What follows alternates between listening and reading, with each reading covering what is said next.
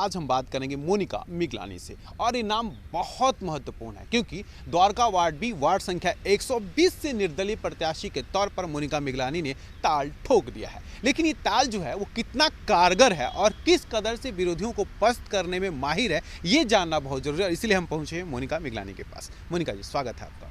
बहुत बहुत धन्यवाद। आप जैसे कि अब सब तक ये बात पहुंच ही चुकी है कि मैं एज एन इंडिपेंडेंट कैंडिडेट लड़ रही हूं, और इंडिपेंडेंट कैंडिडेट भी इसलिए लड़ रही हूं क्योंकि लास्ट मोमेंट में जो बहुत बड़ी पार्टी है उसने अपने कार्यकर्ता, अपने 8 साल पुराने कार्यकर्ता की टिकट काट कर पैराशूट से आए एक कांग्रेसी को दे दी है। तो ये सभी वॉलंटियर्स का मनोबल टूट चुका है इससे, और उन लोगों के मनोबल को ना टूटे और उनको मोटिवेट करते हुए मैंने ये मोर्चा संभाला है कि नहीं, हम इंडिपेंडेंट फाइट करेंगे और ये बताएंगे कि कार्यकर्ता को आप इस तरह से यूज़ नहीं कर सकते। मैं यही जानना चाहता था, मैं आता उससे पहले ये जो मैंने बहुत बार आपको कवर किया, हमने देखा आप आम आदमी पार्टी की प्रत्याशी के तौर पे लगातार काम कर रही थी और बहुत ज़्यादा परिश्रम भी कर रही थी। लास्ट मोमेंट पे ऐसा क्या हो गया कि अचानक से निर्दलीय उम्मीदवारी के तौर पे मोनिका मिगलानी दिखी मुझे? इस बार सिर्फ मेरे साथ ही नहीं हुआ है, ऐसे बहुत सारे प्रत्याशी जो होने चाहिए थे उन सब का टिकट कटा है ऑन द बेसिस ऑफ कि बाहर से आए जो दूसरी पार्टी से लोग हैं उनको टिकट दे दिया गया है।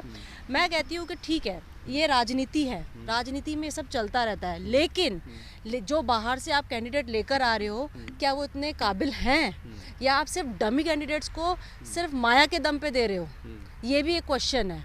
आप जो आपके कैंडिडेट इतने सालों से आपकी पार्टी में मेहनत कर रहे हैं, आपको ये भी पता है कि वो सीट को निकाल सकते हैं, वो पार्टी के हर एक्टिविटी, हर उसमें इन्वॉल्व हैं, उसके बाद भी कर्मठता है, कर्मठ, बिल्कुल कर्मठ है। इतना आप उनको मोटिवेट करने की जगह आप उनको, मतलब उनकी मेहनत को आपने 1 मिनट में नकार दिया और आपने उनको टिकट दे दी जिन्होंने आज तक पार्टी की एक मीटिंग भी अटेंड नहीं की है।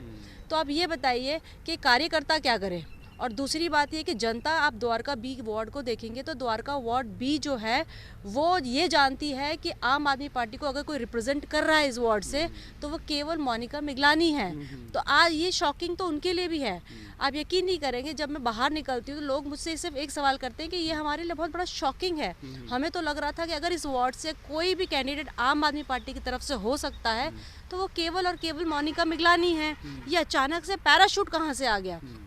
जब ऐसी चीज़ें फेस करनी पड़ती है ना, तो जो नेता ऊपर बैठे हैं उन्हें नहीं पता होती है, लेकिन जो ग्राउंड पे नेता, जो ग्राउंड पे काम कर रहे हैं ना कार्यकर्ता, उनके मनोबल पे इफेक्ट पड़ता है। उनको 1000 सवालों के जवाब देने पड़ते हैं। और क्या बोले, इतने साल उस पार्टी में काम किया, क्या उस पार्टी को रोड पे लाके क्रिटिसाइज़ करें?